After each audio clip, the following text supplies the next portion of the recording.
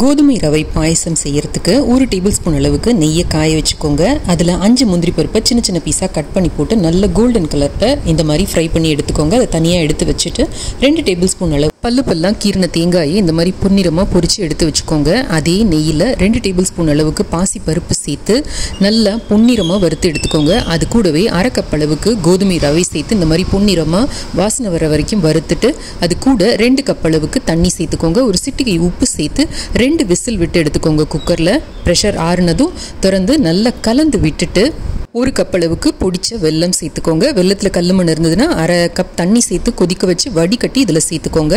பச்சை வாசனை போனதும் 1/4 ஸ்பூன் அளவுக்கு ஏலக்காய் தூள் சேர்த்துக்கோங்க. இது கூட 1/2 லிட்டர் அளவுக்கு காய்ச்சி வடிகட்டின பாலையும் சேர்த்துக்கோங்க. சிம்ல வச்சு பபிள்ஸ் வந்த உடனே ஸ்விட்ச் ஆஃப் பண்ணிட்டு நம்ம பொரிச்சு வச்சிருக்கிற முந்திரியையும் தேங்காயும் சேர்த்துட்டு 1 டீஸ்பூன் அளவுக்கு நெய்யும் சேர்த்தா கோதுமை ரவை பாயசம் தயார். அன்பா செஞ்சு கொடுத்தவங்களுக்கு ஒரு தேங்க்யூ சொல்லி என்ஜாய்.